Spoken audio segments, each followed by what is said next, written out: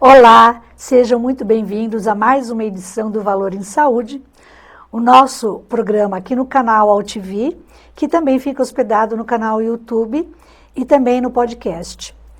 Hoje eu tenho a honra de ter aqui o Eduardo Santana como nosso convidado. Muito obrigada, Eduardo.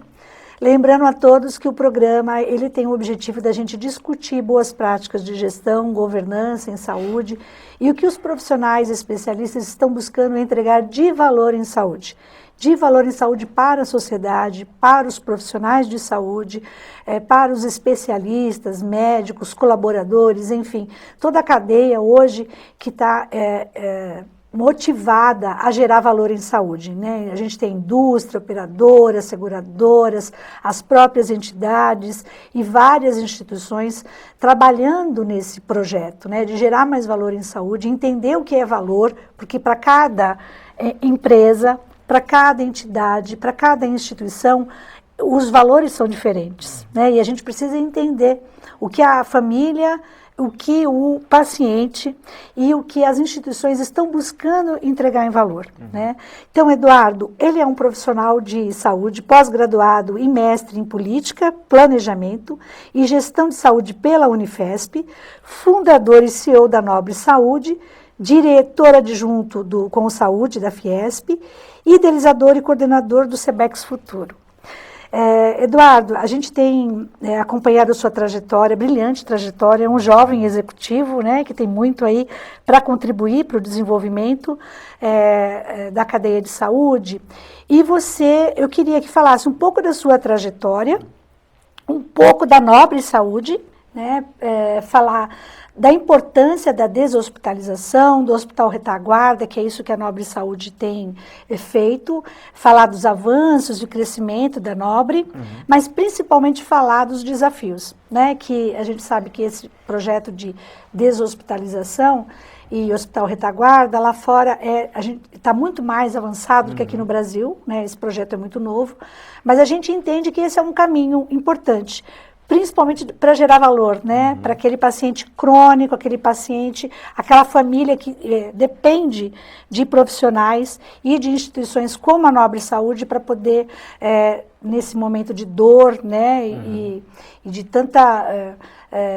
a gente sabe o tanto custo, né, porque isso gera um custo alto, tanto para a operadora, seguradora e para o próprio hospital, mas também gerar um pouco mais de conforto, né, de muito mais humanização para todos que estão envolvidos. Então, a palavra é tua, muito obrigada.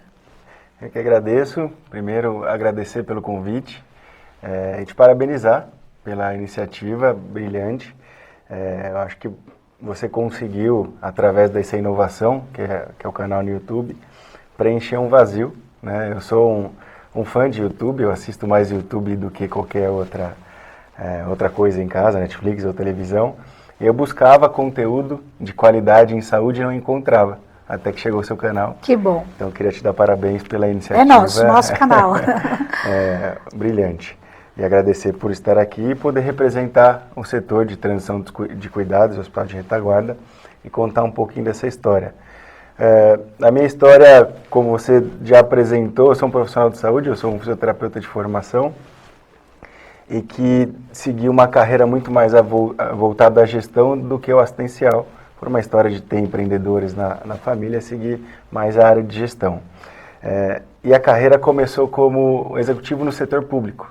Então, eu era gestor do serviço de atendimento domiciliar num município da região metropolitana, aqui de São Paulo, com 23 anos. Em 2011, eu comecei a aprender sobre o que era deshospitalização, né? Porque quando a gente se forma, ninguém fala sobre isso, né? Então, o primeiro desafio é cultura, né? O profissional de saúde, e de uma forma geral, a sociedade, ela enxerga o hospital, né? Um modelo hospitalocêntrico, e depois foi o que eu comecei a trabalhar, o que seria um movimento binário, que é a saída do hospital para a assistência domiciliar. E falando de desafio, a gente via que de 2010 a 2015 houve grandes avanços do setor de deshospitalização, mas que ainda existiam lacunas, né? Fiquei no serviço público até 2013, até ir para a iniciativa privada, para algumas empresas de serviço de atendimento domiciliar. E a gente via que esse paciente que tinha algum acometimento, seja ele um AVC, ou uma doença oncológica ameaçadora de vida, ele precisava de cuidados continuados. E muitas vezes uma internação domiciliar, que era a única opção que o sistema apresentava, pelo menos o sistema privado de saúde. Isso houve um boom, né, ali por volta de 13 a 15, e que as famílias, inclusive, gostavam muito, e era até uma questão de status. Pô, eu tenho uma UTI dentro de casa, tenho profissionais à minha disposição 24 horas por dia. Uma visão ainda muito romântica da coisa, sobre o que de fato é você ter um familiar fragilizado em seu domicílio, e que seu domicílio não é mais seu domicílio, virou uma instituição de saúde. E após um tempo, por diversas situações, esses pacientes começavam a reinternar. Chegava no hospital, o hospital falava, eu já fiz o diagnóstico, eu já fiz o procedimento cirúrgico, eu já fiz todo o investimento, ele não tem que estar mais aqui, porque ele não é mais agudo, ele é crônico. Então ele precisa voltar para um serviço de cuidados continuados e ir para outro home care. E eu falei, tem que haver uma outra opção. O sistema não pode ser só binário, casa, hospital, hospital e casa. Deve haver alguma inovação assistencial para ser preenchida. Foi aí que eu descobri algumas clínicas em São Paulo, já com um novo conceito chamado de transição de cuidados, e resolvi visitar para entender se a gente conseguia estudar esse modelo e desenvolver esse modelo na minha região. Hoje a gente tem quantas clínicas que trabalham dessa maneira? Hoje, na época, eram por volta de 5, hoje deve ser 25. Olha. Em 5 anos houve em 5 anos um crescimento exponencial e provavelmente vai continuar crescendo. A gente está falando de aproximadamente 1.200 leitos no Brasil, sendo que alguns países, por exemplo, Portugal, começou uma iniciativa como essa em 2007, já tem quase 8.000 leitos. Nossa. Então é um serviço que vai crescer bastante. E aí eu precisava literalmente estudar os países que já fazem isso. Então eu fui para a Inglaterra, que o primeiro hospice do mundo vem de Londres, o St. Christopher's, conheci o modelo e através de todos esses estudos resolvemos trazer para o Grande ABC, que é a minha região de atuação, é onde nasci, cresci, e precisava desenvolver um modelo que gerasse valor, né? É bastante interessante isso que você colocou sobre os desafios. Quando a gente traz o conceito de hospital de retaguarda, ele é um conceito que muitas vezes não era visto como um valor. Era visto como um local que esse paciente ficaria o tempo que pudesse ficar. E a gente, quando trouxe esse modelo para a Nobre Saúde, a gente trouxe novos modelos de remuneração. A gente foi a segunda unidade do país de pós-agudo a ter pagamento sobre performance para paciente de reabilitação. Então, fora diversas outras situações que a gente acabou traduzindo para o modelo que hoje a gente tem lá. E dentro desse, eu diria, acho que abrindo um pouco mais a cultura, é uma cultura de cuidado pós-agudo, né, chamada de post-acute care, em que se encaixa o hospital de retaguarda e transição no modelo de internação, que é conhecido como inpatient, que é ou o hospital de reabilitação ou o hospital de cuidados paliativos. Tá? Aqui o hospital de reabilitação ficou conhecido como hospital de transição e de cuidados paliativos, como muitas vezes hospice, ou como hospital de retaguarda. E também, dando continuidade, o serviço de atendimento domiciliar. Hoje nós ficamos em Santo André, temos 42 leitos e até o final do primeiro semestre teremos 93 leitos. Parabéns, dobrou de tamanho. Dobrando de tamanho e hoje completando, agora em abril, 3 anos de atuação. Então mostra que a gente está no caminho certo e na verdade é um caminho necessário, né?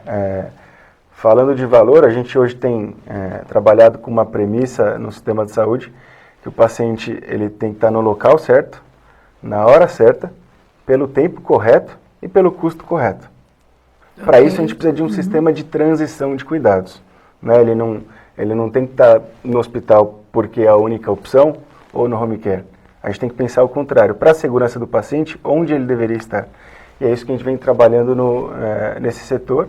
A gente, provavelmente nesse primeiro semestre, vai anunciar uma entidade que vai associar todas as unidades de retaguarda e transição do país, para justamente dizer quem somos e a importância de transformar um sistema mais sustentável através das unidades de transição e retaguarda. Que bom. E os desafios? Como que para a tua equipe trabalhar a questão de regulação e também a questão de operadoras e seguradoras? Como elas entendem? O hospital, obviamente, ele tem total interesse de deshospitalizar.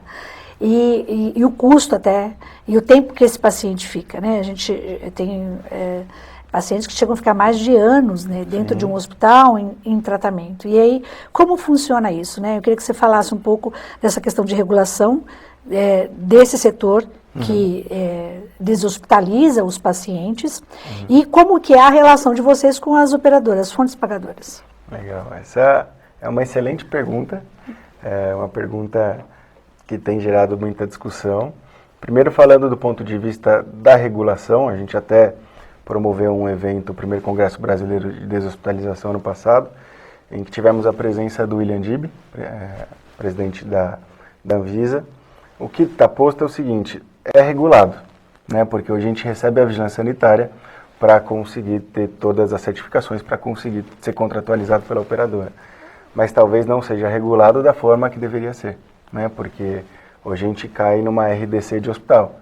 E muitas vezes a gente tem um desafio municipal de ser entendido como um hospital. E às vezes pode ser que determinado município solicite um pronto-socorro, um centro cirúrgico, coisa que a gente não tem necessidade de ter, porque nós somos um serviço especializado em cuidados continuados, né? Então não precisa ter um pronto-socorro e nem centro cirúrgico, porque é o hospital que precisa ter. Sim.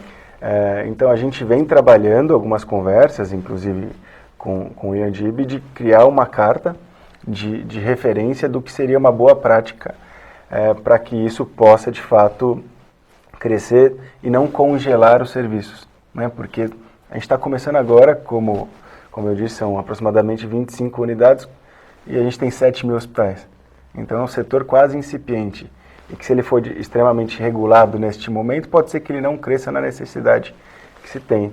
Então o que hoje a gente está discutindo, quais seriam boas práticas estruturais para que se tenha um serviço como esse. E a Anvisa está apoiando e está em diálogo aberto conosco, tem apoiado de uma forma muito interessante. Do ponto de vista do pagador, a gente te dizer que lá atrás tinha muito mais resistência, né? Justamente por uma questão de posicionamento de modelos de remuneração que não tinham tanta inovação, eu acredito.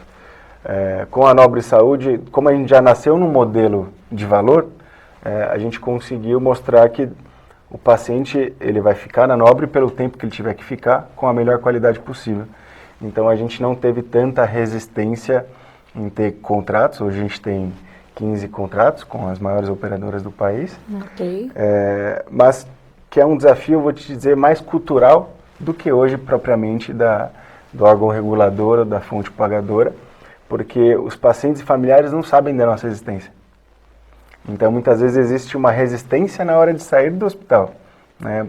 Bom, eu estou saindo de um hospital super reconhecido e estou indo para um lugar que eu ainda não ouvi falar, né? Então, existe um desafio cultural conceitual. Nesse processo de transição, a família, ela entra como? Ela tem que assinar um termo com esse consentimento? Como funciona?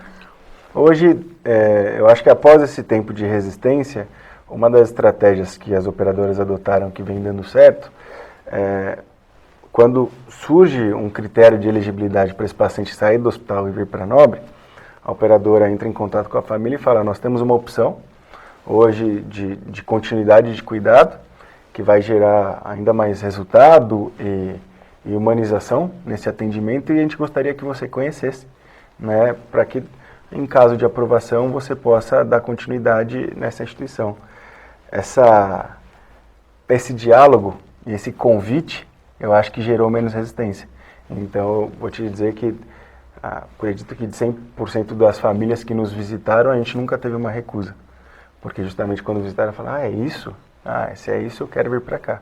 Tá. E eu acho que a gente tem, e falando especificamente da Nobre, nós somos uma empresa, nós não temos fundo de investimento, hoje eu e meus 3 sócios, o Thiago, o Sidney e o Richard, que somos grandes idealistas, né? Então a gente construiu uma instituição que a gente sempre sonhou em ter, em fazer do jeito que a gente sempre quis fazer. E isso tem gerado muita repercussão sobre o ponto de vista da humanização, porque eu acho que muitas vezes a gente vira um grande expert na equação de valor, mas a gente acaba esquecendo de olhar no olho e perguntar o que importa para você, né? O que eu posso fazer para você para que a sua vida tenha mais sentido após essas ocorrências na questão do processo de saúde e doença que aconteceu, o que a gente pode fazer por isso?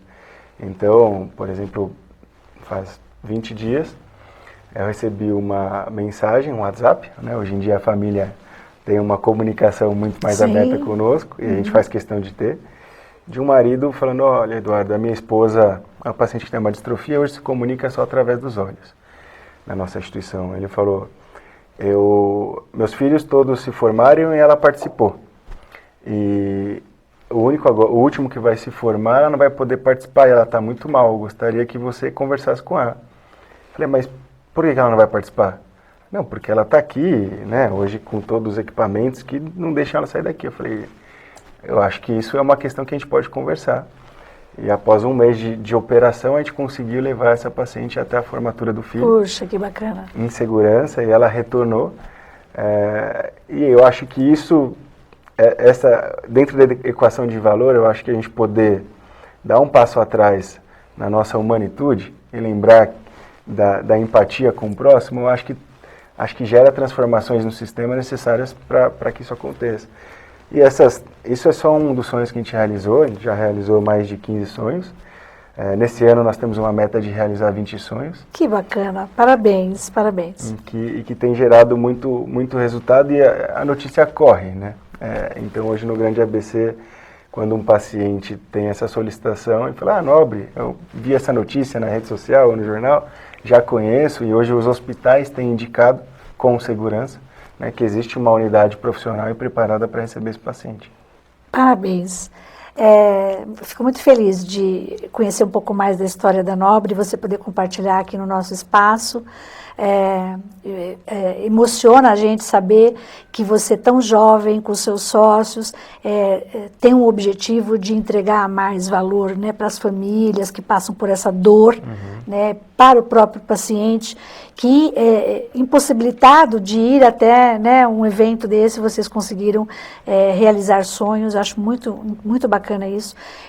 O papel desse nosso canal é exatamente compartilhar essas experiências positivas. Muitas delas são positivas. A gente vê nos noticiários muita notícia ruim do nosso setor de saúde, mas há 20 anos, visitando hospitais, clínicas, laboratórios, operadoras, hospitais públicos, que têm feito um trabalho excelente, né, de gestão, de governança, com esse cuidado do paciente.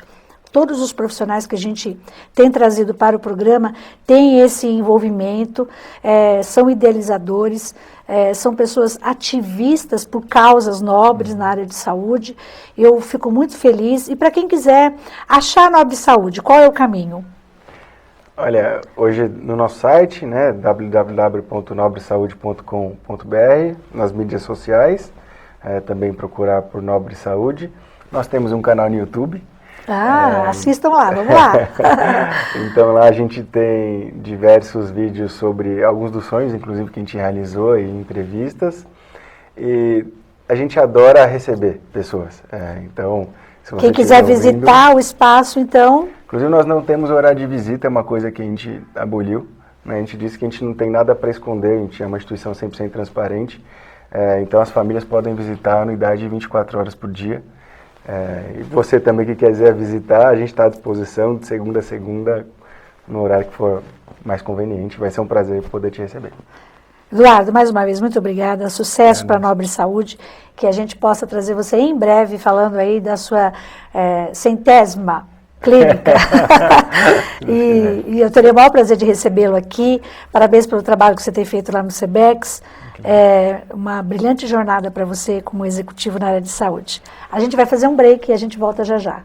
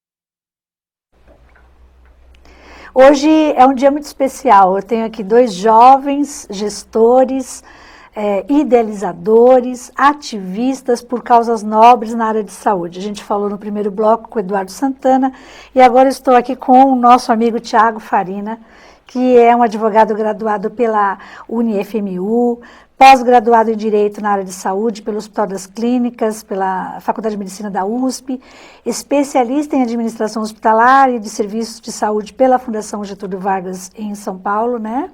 E especialista em Direito Sanitário pela Faculdade de Saúde Pública da USP. Pós-graduado em Paciente Advocacy pela Universidade Austral na Argentina, e é uma das pessoas que mais aparecem nas redes sociais, divulgando o seu trabalho, divulgando causas incríveis. E semana passada eu vi um post dele no Facebook, provocativo, falando dessa questão de regulação, de legislação no setor, o quanto isso impacta na entrega de valor em saúde. Por isso que eu trouxe o Tiago aqui hoje.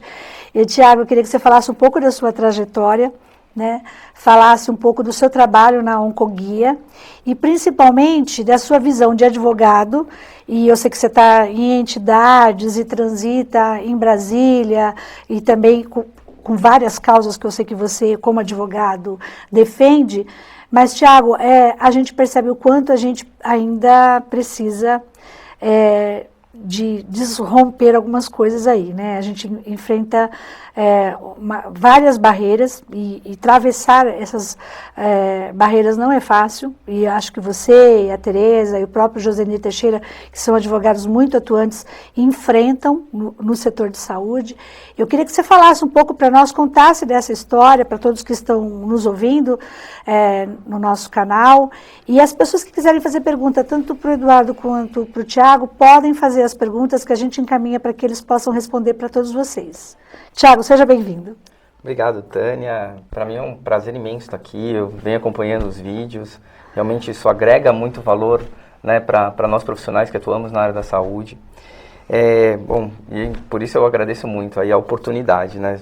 A Tânia falou, eu fiz um post, foi um post que talvez a reflexão que eu quis promover, que fez até você me convidar. Então, assim, veja, as redes sociais, elas permitem que a gente busque realmente resultado, né? Impacto aí das nossas atuações. Eu acho que todo mundo hoje tem se transformado um pouco no que a gente chama de advocate, né? Que é lutar por uma determinada causa. Né? Você vê tantas pessoas comentando assuntos, refletindo sobre assuntos importantes, e isso gera realmente um efeito borboleta, né? Isso gera reflexões em outras pessoas, isso gera aperfeiçoamento de políticas públicas, que é um pouco do que a gente vai falar aqui. Bom, para quem não me conhece, meu nome é Thiago Matos, eu sou diretor jurídico e coordenador de advocacy do Instituto Oncoguia.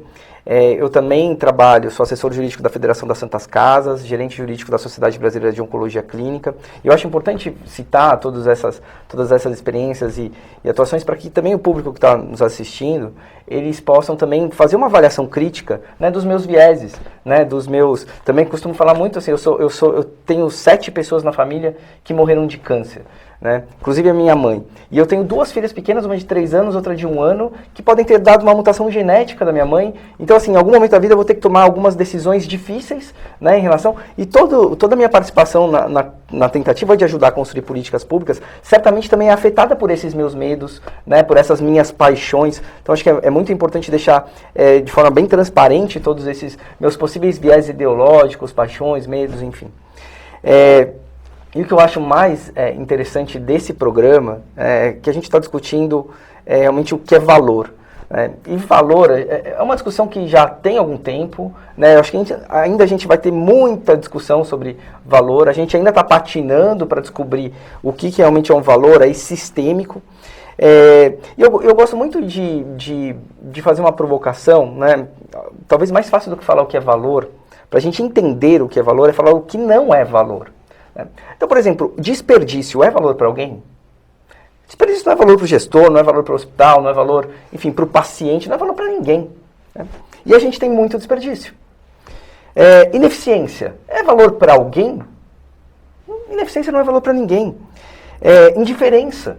A gente viu exemplos aqui emocionantes, né, de pessoas que estavam ali, nem tinham mais, parece que não tinha mais direito de sonhar.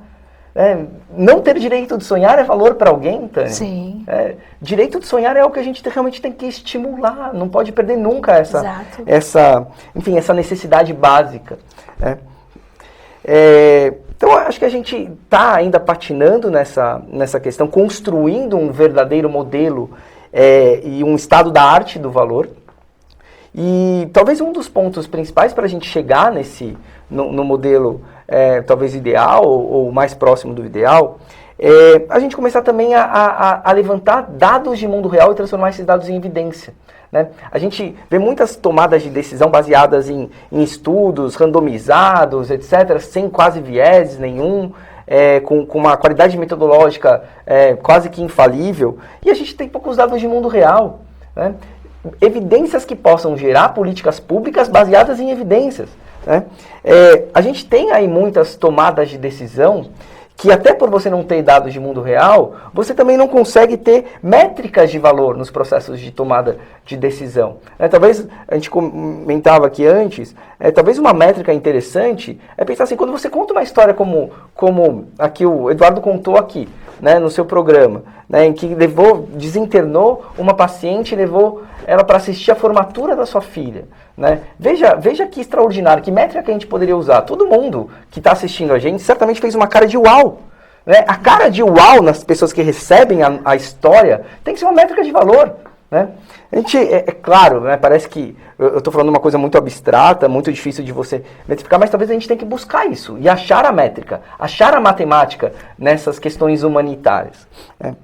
Então ainda acho que a gente vive um momento de amadorismo generalizado, o que não é uma crítica a ninguém, talvez é um ponto positivo, porque a gente tem muito espaço para melhorar. Sim. Né? Se a gente se considerar ainda amador nesse modelo de achar o que é realmente um valor para o sistema de saúde.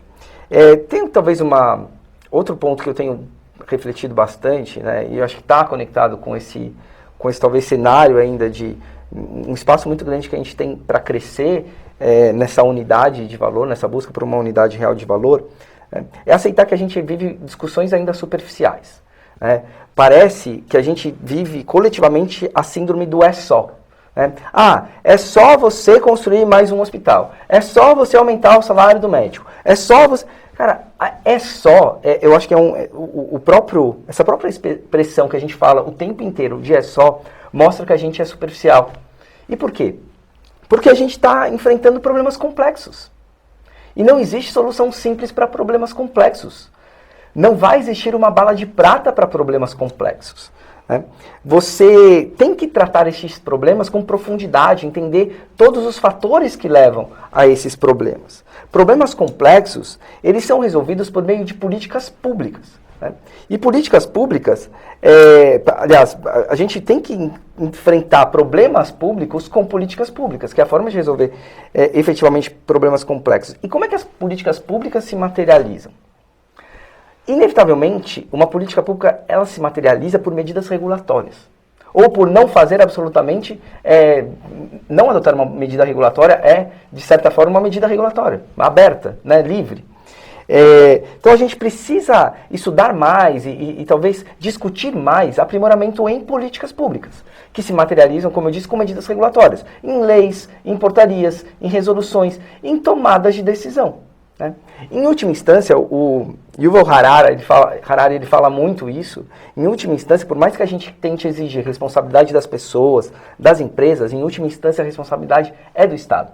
Porque é ele que pode definir a conduta das pessoas ou ajustar problemas com medidas regulatórias. Agora, medidas regulatórias, políticas públicas, nunca, jamais vão nascer perfeitas. Não vão. Talvez um erro também que a gente comete muito é achar que uma norma é nova, porque uma lei é nova, ela nasce perfeita. E ela não nasce. Eu tenho duas... Aí gera uma expectativa, né, para todos e não atende, quer dizer, vira um problema. Exatamente. Você pega, por exemplo, na oncologia a gente tem a tal da lei dos 60 dias, que todo paciente com câncer tem que fazer o primeiro tratamento no prazo máximo de 60 dias. Primeiro que essa lei só trata do primeiro tratamento para um câncer.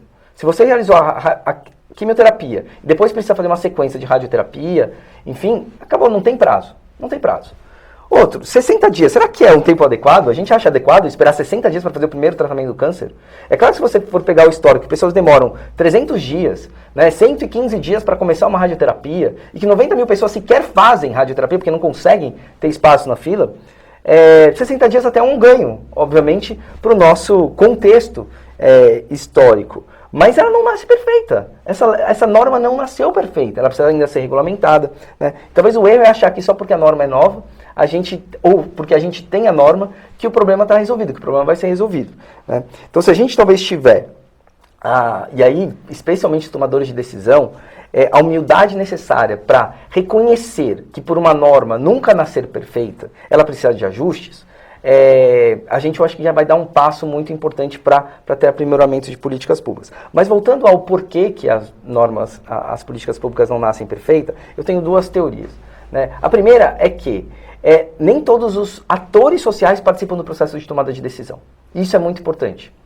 Os atores sociais que são afetados direto ou indiretamente por uma questão pública, eles precisam participar, eles precisam ter voz num processo de tomada de decisão, né? E a voz pressupõe que alguém escute também o que eles estão falando. A gente fala muito de democracia, direito de falar, né, direito à voz, mas a gente precisa ter o direito de ser escutado também, de escutar. Eu acho que são duas questões bastante importantes.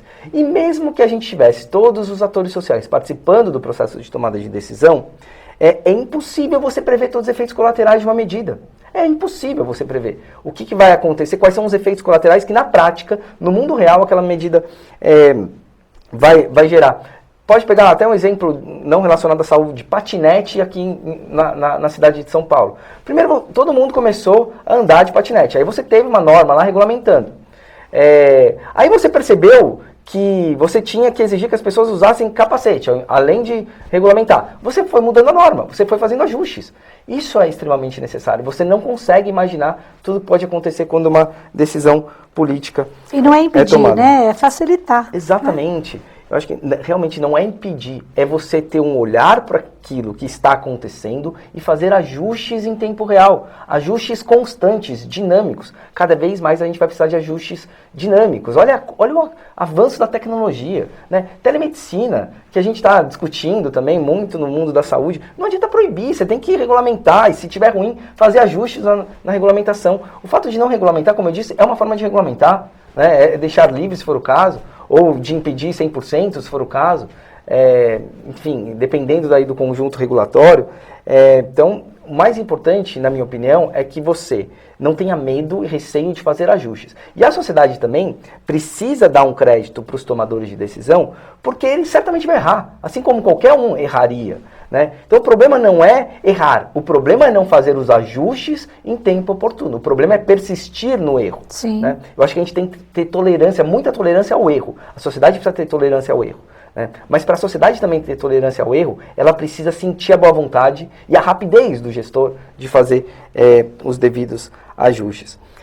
Eu queria, se possível, trazer alguns exemplos, talvez, da área de saúde, né? Em especial, um processo que eu tenho participado aí, atualmente, que é o processo de incorporação de tecnologias em saúde. Né?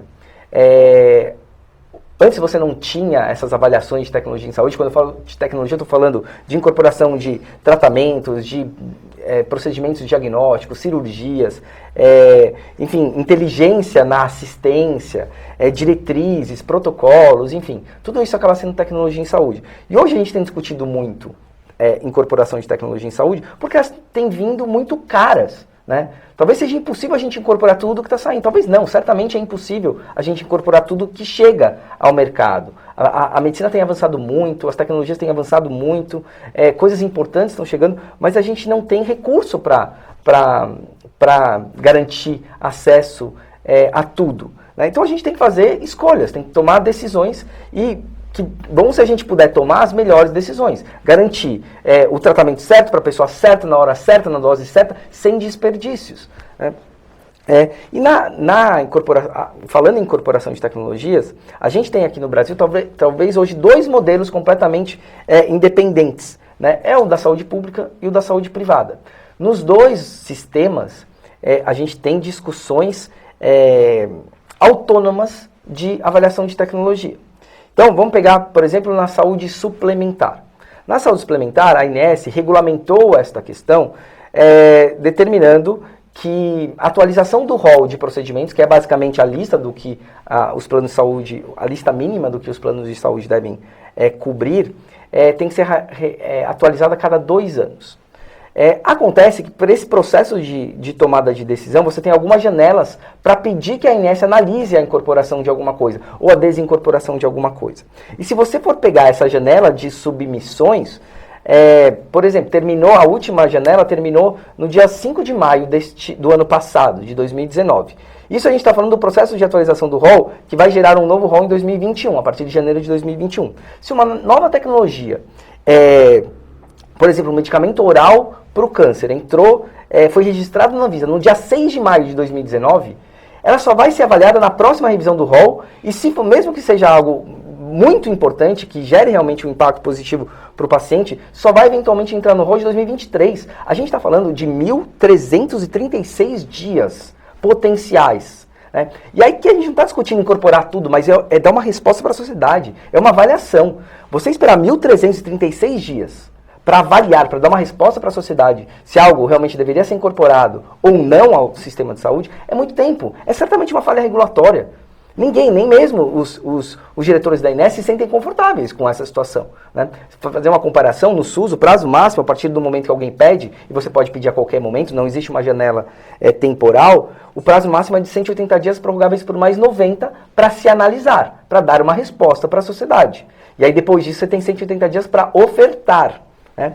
Então a gente está falando aí num prazo que provavelmente não supera 1 ano, né? Não supera 365 dias. Na saúde suplementar, 1.336 potenciais é algo que realmente não enfim, acaba... É inaceitável. É inaceitável. Ninguém consegue justificar que essa medida regulatória está perfeita. Né? Não consegue... todos conseguem ver pontos falhos nessa regulamentação. Outra questão, critério de incorporação. Quem decide o que vai ser incorporado? Né? E qual é o raciocínio algoritmo que essa pessoa usa, ou que esse grupo de pessoas usa para dizer, no final das contas, se o plano de saúde vai cobrir ou não vai cobrir. Né? Hoje você não tem um limiar claro de custo-efetividade, você não tem um orçamento máximo que a gente tem que avaliar para, considerando todas as tecnologias que estão sendo analisadas, o que a gente tem de recurso para pagar por aquilo. No SUS isso acontece de forma muito semelhante com a Conitec, que é a comissão que assessora o Ministério da Saúde na avaliação de tecnologias. Você não tem exatamente qual é o limiar de custo-efetividade que o Brasil está disposto a pagar. Né? Em alguns relatórios da Conitec, você já vê alguma disposição de para algumas patologias, você garantir uma metrificação que é muito usada na Inglaterra, chamada QALY, que na verdade, até um PIB per capita, né? O QALY, de anos de vida ajustados por qualidade, para doenças raras, talvez 3 PIBs, mas e se eu não tenho recurso? Né? O fato de eu ter um limiar não significa que eu tenho recurso, que eu tenho orçamento para aquilo. Né? Então, como é que no final das contas, esse critério de priorização? Se eu tenho 100 tecnologias para potencialmente incorporar, né, mesmo que as 100 sejam muito boas, só que eu tenho recurso para incorporar 10, como é que eu tomo essa decisão de priorização? Quais critérios que eu uso? Como é que eu objetivo essa decisão? Né, eu transformo isso numa explicação lógica, algorítmica. Eu acho que é um ponto importante da gente discutir. Na ANS você tem um ponto positivo no processo de atualização do rol, que é a transparência das reuniões. Né? Por mais que você não tenha critério, você vai conseguir enxergar como é que foi, pelo menos, a tentativa de se explicar o raciocínio para se tomar a decisão, porque as reuniões são todas transmitidas pela internet, né? Todos os documentos antes da análise da reunião de diretoria colegiada são publicados, a reunião da diretoria colegiada ela é publicada na internet, ela é transmitida ao vivo. Na Conitec você não pode sequer ir lá assistir toda a discussão e a tomada de decisão. Né? Não tem transmissão ao vivo das reuniões. E por que não tem? né? Não existe nenhuma informação sigilosa sendo discutida pelo atual modelo. Se um dia vier a existir alguma informação que tem um caráter sigiloso, talvez faça sentido você transformar algumas partes da reunião em momentos sigilosos, mas hoje você não tem. E aí, quando você não vê, você tem mais dificuldade de crer, né, naquilo que está acontecendo. Então, assim, a transmissão ao vivo desse tipo de tomada de decisão faz a sociedade garantir legitimidade ao próprio processo, né? Então, no final das contas, a gente precisa, o que todos também querem, é garantir legitimidade. Se você tem decisões que você sente que aquele processo foi justo, ou seja, não necessariamente aquele que gritou mais levou, né? Você sabe que foi justo, que você sabia de antemão os critérios, que os critérios foram obedecidos, respeitados. Eu posso até não concordar com o critério e fazer um trabalho para gerar uma mudança regulatória, para melhorar os critérios, para mudar os critérios. Mas se eu sei que o critério existe, que ele foi observado, eu não vou sentir, pelo menos, que eu fui injustiçado, né? Que eu fui preterido. Você precisa realmente também garantir mais previsibilidade para esse processo de tomada de decisão, transparência e, como eu falei inicialmente, a participação social. Eu acredito que esses fatores, né, justiça, previsibilidade, transparência e participação social, vão garantir que a tomada de decisão, ou seja, que as medidas regulatórias, elas tenham a legitimidade de todos os atores. Né? Elas ganham essa legitimidade. E a partir do momento que você tem políticas públicas legítimas, a sociedade vai passar a se orgulhar do sistema e das suas políticas públicas. Muitos citam o exemplo, se não me engano, nos Jogos Olímpicos da Inglaterra, que eles colocaram o NHS, que é o Sistema Nacional de Saúde em inglês, como um orgulho nacional. O SUS é um sistema de saúde extraordinário, né? Se a gente for pegar alguns programas, como programa de cobertura de tratamentos para HIV/AIDS, imunização, é referência para o mundo inteiro. É muito difícil você ter um sistema com a quantidade de pessoas cobertas, com as diferenças regionais que o Brasil tem e que, de certa forma, funciona e funciona muito, muito bem. Só que por que a sociedade talvez não tenha ainda aquele orgulho, não fale com orgulho do sistema de saúde? Né? Talvez porque não legitime, não tenha ainda não adquiriu aquele espírito da política pública ser legítima, né? Dela ter sido construída com bases sólidas, ouvindo todos os atores, com regras que são seguidas independentemente de quem é que está ali com o poder da caneta. Então, acho que essas questões elas realmente vão trazer a legitimidade, ela vai trazer o orgulho no próprio sistema. E esse orgulho é o que todo mundo quer, é o que o paciente quer, é o que o gestor quer, é o que o médico quer, os profissionais de saúde, enfim, todos os atores sociais. Vocês viram por que eu trouxe ele para falar aqui para a gente, né? Tiago, o tempo nosso aqui é curto, né? Mas assim, fica aqui meu convite para que vocês possam acompanhar o Tiago nas redes sociais e para que as pessoas possam interagir mais com esse ativista, esse advogado especialista em saúde que se tornou ativista, pai de 2 filhas e que, como ele mesmo falou, ele tem uma causa, né, um propósito de vida, muito mais do que profissional, um propósito de vida, trabalhar pela causa da oncologia, já que ele vivenciou essa experiência. Eu queria que você deixasse os seus contatos aqui para que as pessoas que estão assistindo possam poder achar o Tiago Farina e pela Oncoguia, obviamente, e fazer o seu fechamento, o nosso agradecimento, Tiago. Tânia, mais uma vez eu que agradeço, porque é uma oportunidade da gente realmente colocar assuntos que precisam de ajustes na agenda, né? Tem pessoas que eu sei que, tomadores de decisão que estão assistindo esse programa. Quem quiser me encontrar, eu estou basicamente em todas as redes sociais, LinkedIn, Facebook, Instagram. Convido todos a conhecerem mais sobre o Instituto Oncoguia. Entrem no site www.oncoguia.org.br. Oncoguia é uma ONG de apoio a pacientes com câncer. A gente tenta realmente fazer trabalhos de incidência política, de fazer ajustes em políticas públicas que possam realmente compreender ali e ter a voz do paciente ali naquele processo de tomada de decisão. E acabar aí realmente, nosso sonho é acabar com o medo de ter câncer, né? Que o câncer seja realmente algo que ninguém mais precisa ter medo, porque sabe que vai ser bem cuidado, sabe que vai ter valor aí no sistema de saúde. Então, mais uma vez, muito obrigado pelo convite. Eu é que agradeço, agradeço a sua audiência. Pedimos que compartilhe nas redes sociais, a gente quer levar esse nosso programa para lugares que a gente ainda não conseguiu chegar. A gente sabe quantos gestores no interior de São Paulo, de outros estados, têm muita dificuldade de gestão, de governança, e essa questão de transparência, que o Thiago falou aqui, é o que mais a gente quer promover, é trazer especialistas para poder expor essa transparência, falar do que deu certo, do que não deu certo, falar das dificuldades, falar que é possível fazer, né, e se juntar às pessoas que já estão fazendo, né? Então fica aqui o nosso convite. O nosso abraço e até o próximo programa. Muito obrigada.